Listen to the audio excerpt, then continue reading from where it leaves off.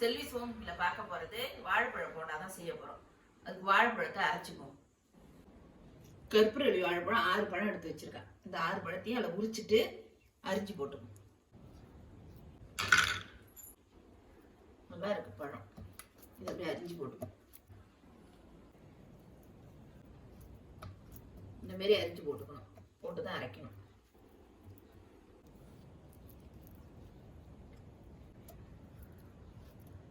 தண்ணிலாம் ஊற்றக்கூடாது, தண்ணி ஊற்றாது தான் அரைக்கணும்.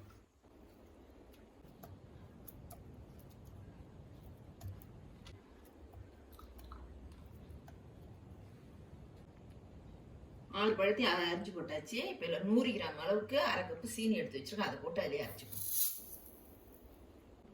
அரைச்சி எடுக்கணும். தண்ணி ஊற்றா இந்த அளவுக்கு அரைச்சாச்சு. அதில் கோதுமை மாவு போட்டு இப்போ பிசைஞ்சுப்போம். இப்போ ஒரு பாத்திரத்தில் கொட்டிப்போம்.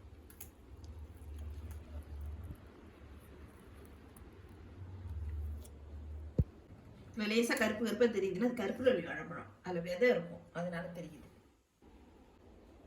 இதில் 1/2 கப்பு கோதுமை மாவு, 1/2 கப்பு அரிசி மாவு.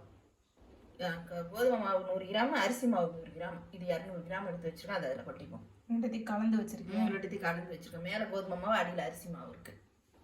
இப்போ கொட்டுப்போம். ரெண்டுத்தையும் அரிசி ஒரு 1/2 ஸ்பூன் ஏலக்காய் தூள் போட்டுக்கணும். ஒரு பிஞ்சு உப்பு போட்டுக்கணும். ஒரு சிட்டிக்கை சோடா போட்டுக்கணும். இப்போ எல்லாத்தையும் நல்லா கையால் கலந்து விட்டுருவோம். உப்புலாம் நல்லா மசிச்சு விட்டு கையால் கலந்தால் தான் நல்லா இருக்கும் நைஸாக.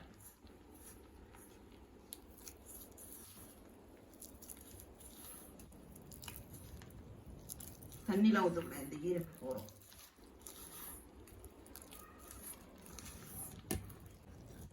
இந்த அளவுக்கு மாவு கலந்தாச்சு. இப்போ எண்ணெயில் உருட்டி போட்டுக்குவோம். இப்போ மாவு கலந்துட்டு பிற்பாடு 1 கப்பு தேங்காய் எடுத்து வச்சுருக்கேன், அதை போட்டுக்குவோம். மறந்துட்டேன், இப்போ போட்டுக்குவோம். இப்போ நல்லா கலந்து விட்டுருக்கோம். தேங்காய் போட்டு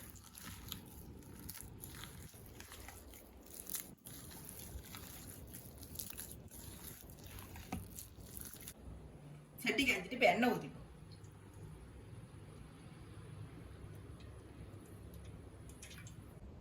எண்ணெய் காய்ச்சிட்டு இந்த அளவுக்கு உருட்டி போட்டால் போதும்.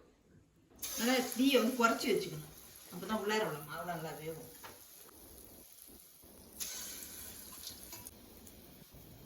வாழைப்பழம் போட்டதுனால கையில் ஒட்டாது, நல்லா வரும். நல்லா குண்டு குண்டாக வரும்.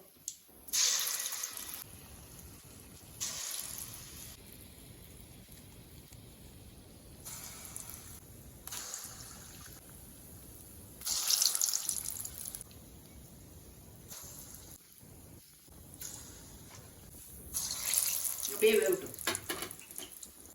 நான் ஒரு பக்கம் வச்சிருச்சு. இப்போ பரட்டி விட்டுப்போம்.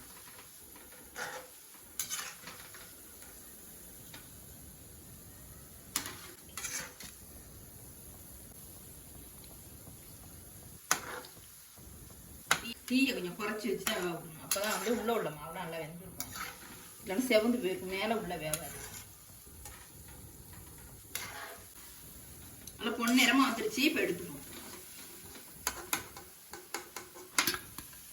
இந்த போண்டா நல்லா சாஃப்டாக தான் இருக்கும் வாழைப்பழம் போட்டதுனால.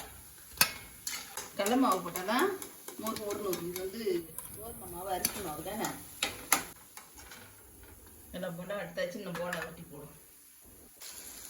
இந்தமாரி எல்லாத்தையும் ஊற்றி போட்டு காமிக்கிறேன். எல்லா போண்டாவும் ரெடி ஆயிடுச்சு. இப்போ எடுத்துப்போம்.